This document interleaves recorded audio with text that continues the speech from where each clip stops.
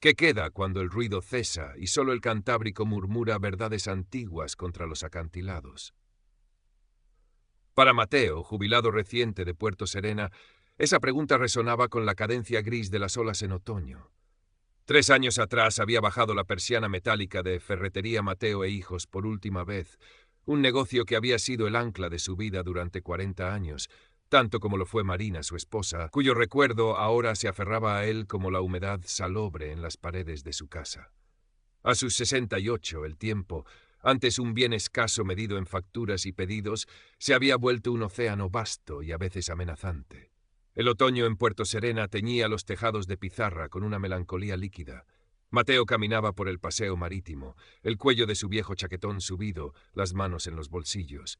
El aire olía a sal, a redes secándose al sol esquivo, a la fritura lejana de algún bar del puerto. Saludaba con un cabeceo corto a los conocidos, hombres de mar con la piel curtida, mujeres envueltas en sus pañuelos. Era don Mateo. Sí, pero el título sonaba hueco ahora, un eco de una autoridad perdida.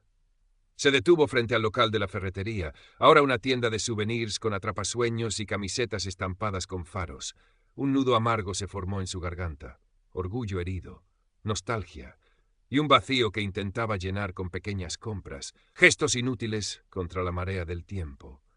La semana anterior había sido una cafetera de cápsulas. Última tecnología, le aseguró el joven de la tienda de electrodomésticos.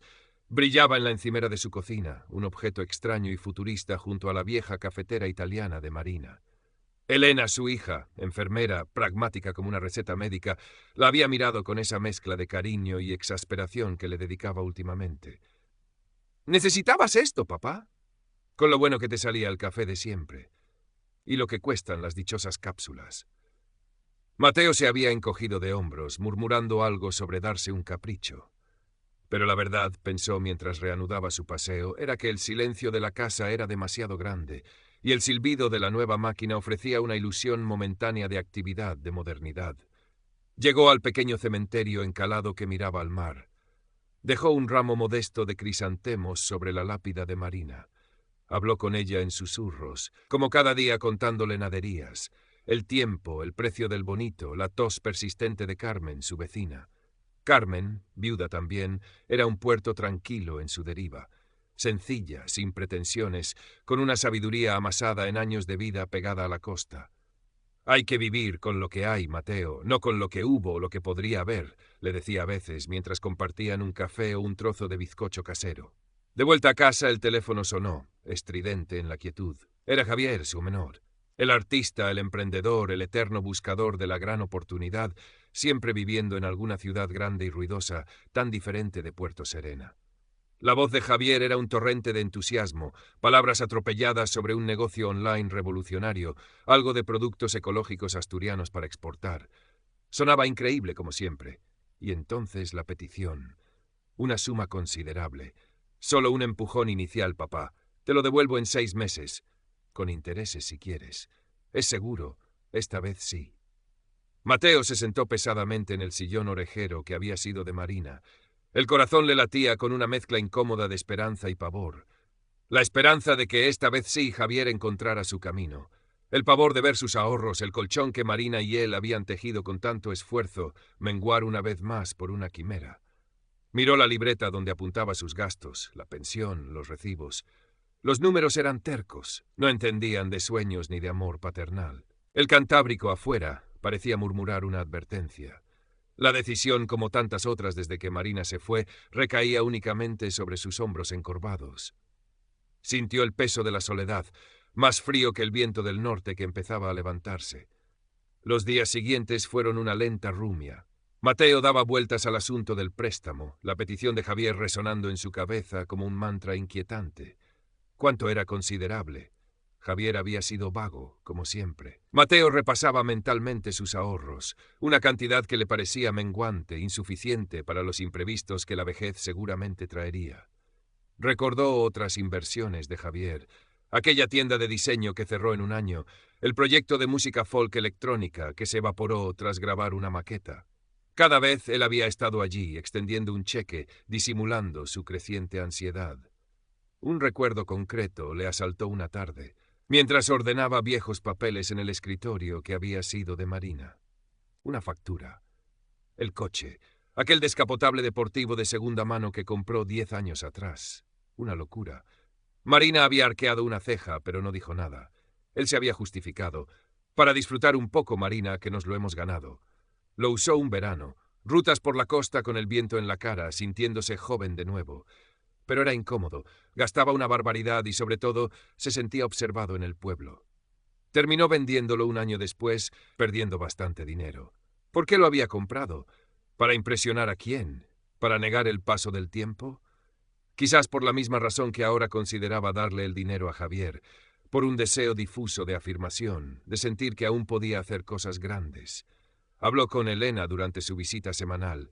Ella llegó cargada con tuppers de comida casera y esa mirada escrutadora que Mateo tanto temía y necesitaba. «Javier te ha llamado, ¿verdad?», preguntó sin rodeos mientras colocaba el potaje en la nevera. Mateo asintió, incómodo.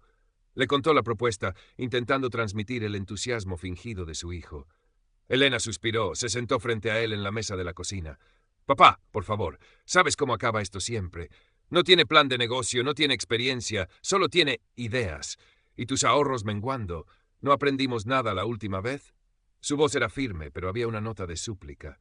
«Tienes que pensar en ti, en tu futuro. No puedes seguir siendo su red de seguridad a costa de la tuya». Mateo se defendió débilmente. Habló del deber de un padre, de la posibilidad de que esta vez fuera diferente. Pero las palabras de Elena eran como piedras, pesadas y ciertas. La conversación terminó con una tensión fría entre ellos. La ansiedad por el dinero se mezcló con otra preocupación.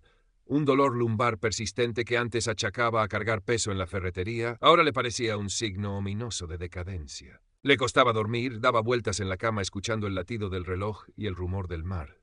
Una noche, navegando sin rumbo por internet en la vieja tablet, un anuncio brillante captó su atención.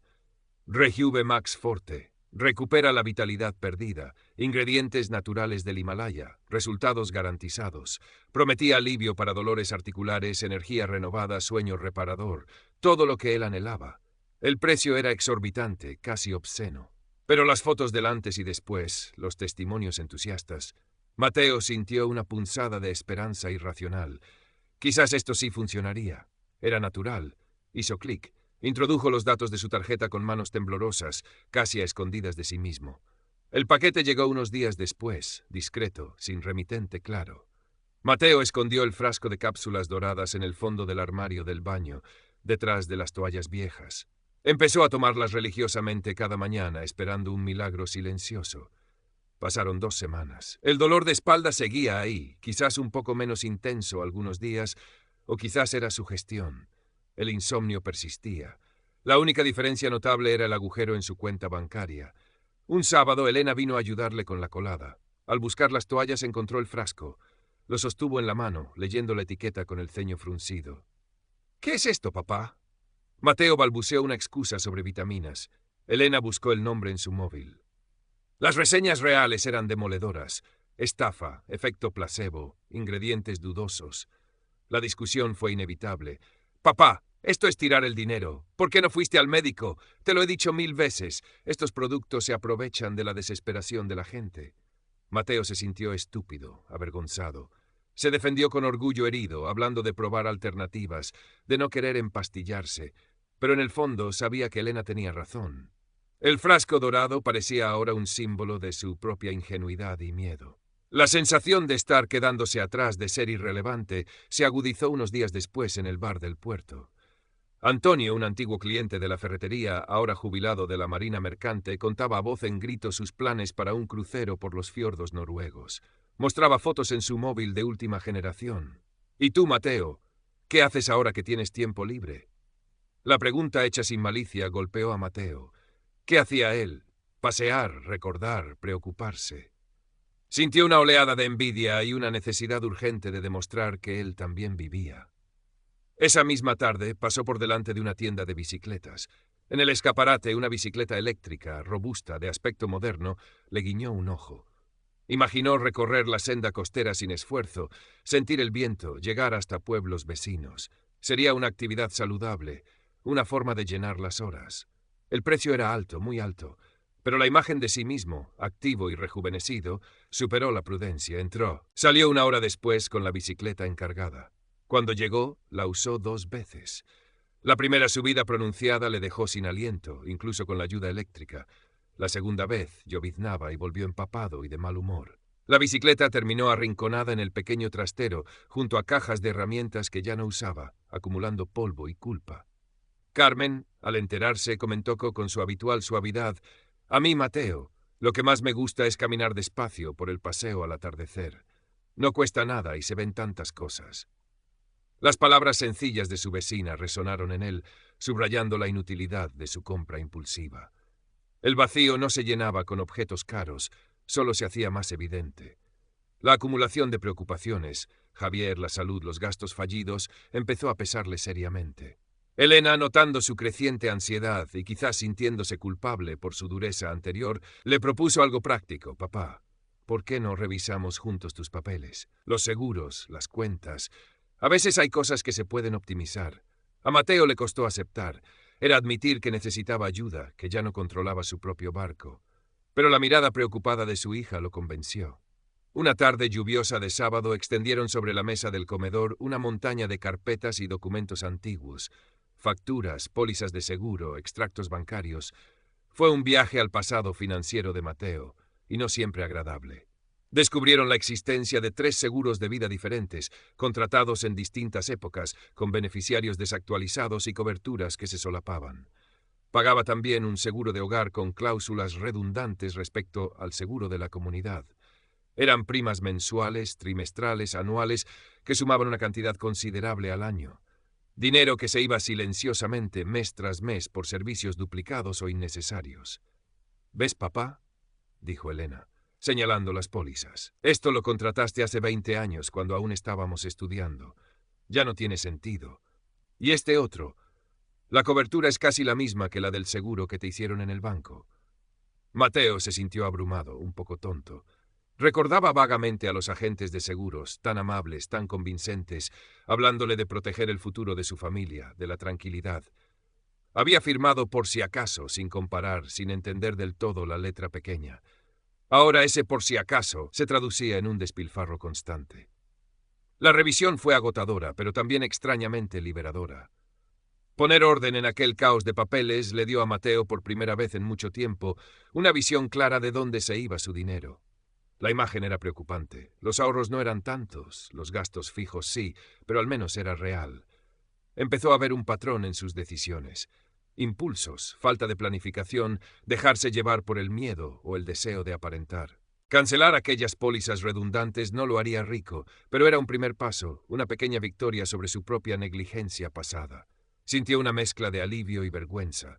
Elena, a su lado, simplemente le apretó el brazo. «Bueno, papá, mejor tarde que nunca. Ahora sabemos por dónde empezar». La lluvia golpeaba los cristales, pero dentro una pequeña luz de claridad comenzaba a abrirse paso. Las presiones parecían converger sobre Mateo como nubes de tormenta sobre el Cantábrico. Apenas unos días después de la reveladora tarde de revisión de seguros, llegó una invitación formal.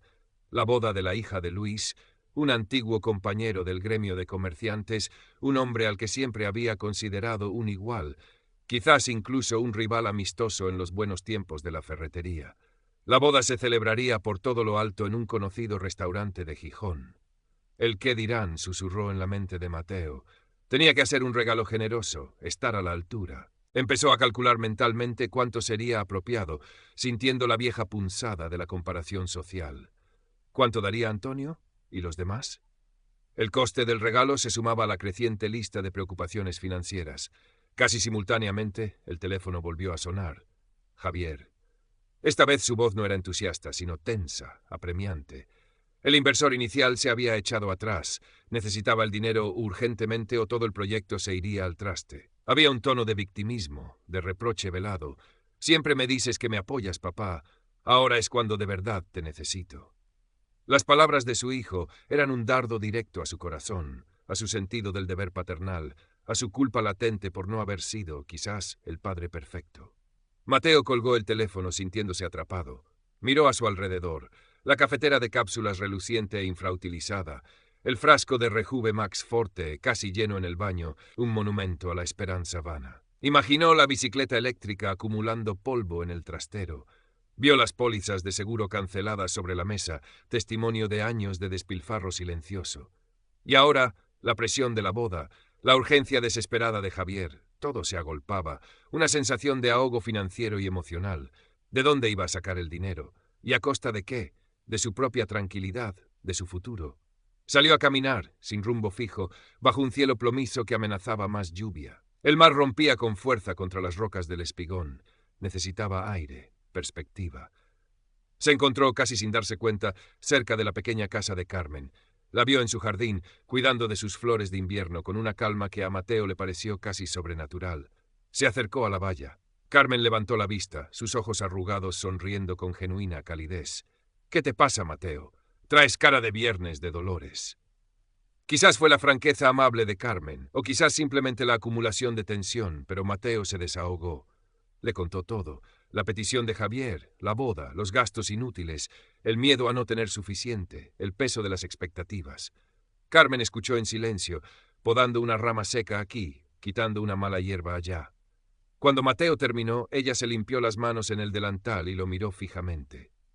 «Mateo», dijo suavemente, «el dinero es importante, claro que sí. Pero más importante es saber para qué lo quieres. ¿Para tapar agujeros? ¿Para comprar lo que no se puede comprar? ¿O para vivir tranquilo con lo que uno tiene?» Señaló las flores sencillas, pero cuidadas. «Esto me da alegría. Cuesta poco, solo tiempo y cariño. Hablar contigo, tomar un café, eso también me da alegría. Javier es tu hijo y lo quieres. Pero ayudarle no es darle todo lo que pide. A veces es enseñarle a pescar o decirle no, para que aprenda a mantenerse a flote solo». Sus palabras no eran un sermón, sino una reflexión tranquila, nacida de la experiencia. «Y lo de la boda, regala lo que puedas y lo que sientas, Mateo. El cariño no se mide en euros. Quien te aprecia de verdad lo entenderá». Mateo se quedó en silencio, sintiendo cómo las palabras de Carmen calaban hondo, como agua fresca en tierra seca. Volvió a casa con pasos más lentos, pero con una nueva resolución creciendo en su interior. Se sentó de nuevo en el sillón de Marina. Respiró hondo, cogió el teléfono, marcó el número de Javier.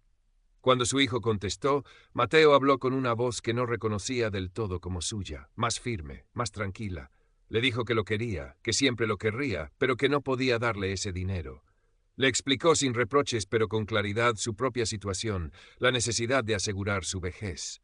Le ofreció ayuda para revisar su plan de negocio, contactos que quizás pudieran interesarle, pero dinero, no. La reacción de Javier fue una mezcla de incredulidad, enfado y silencio herido. Mateo sintió una punzada de dolor, pero también una extraña ligereza. Había puesto un límite, quizás por primera vez. Luego cogió una tarjeta sencilla y escribió una nota sincera para los novios, adjuntando un cheque por una cantidad razonable que no comprometía sus finanzas. Sintió que, por fin, empezaba a tomar el timón de su propia vida. Pasaron los meses. El otoño dio paso a un invierno húmedo y ventoso en Puerto Serena, y luego, tímidamente, la primavera empezó a despuntar en los prados cercanos. Mateo seguía su rutina, pero algo fundamental había cambiado en él. La ansiedad constante había sido reemplazada por una calma relativa, una aceptación de su realidad financiera y vital. La relación con Javier seguía siendo distante. Hablaban de vez en cuando, conversaciones cortas, algo forzadas. Mateo sabía que su negativa había dejado una herida, pero también sentía que había hecho lo correcto tanto para sí mismo como a largo plazo para su hijo. Con Elena, sin embargo, la relación se había fortalecido. Había una nueva honestidad entre ellos, menos reproches y más comprensión mutua. Revisaban juntos las facturas, planificaban pequeños gastos, hablaban del futuro con una tranquilidad que antes era impensable. Mateo empezó a encontrar placer en las cosas sencillas que antes pasaba por alto. Los largos paseos con Carmen por la playa, ahora sin la necesidad de demostrar nada, simplemente disfrutando de la conversación y del paisaje cambiante del Cantábrico. Redescubrió la biblioteca del pueblo, el placer olvidado de sumergirse en un buen libro. Incluso se animó a apuntarse a un taller de memoria gratuito en el centro social, donde conoció a otras personas de su edad, compartiendo risas y recuerdos. Un día, mientras ordenaba el trastero, se topó con la bicicleta eléctrica. Por un momento, Sintió la vieja punzada de culpa por el dinero malgastado.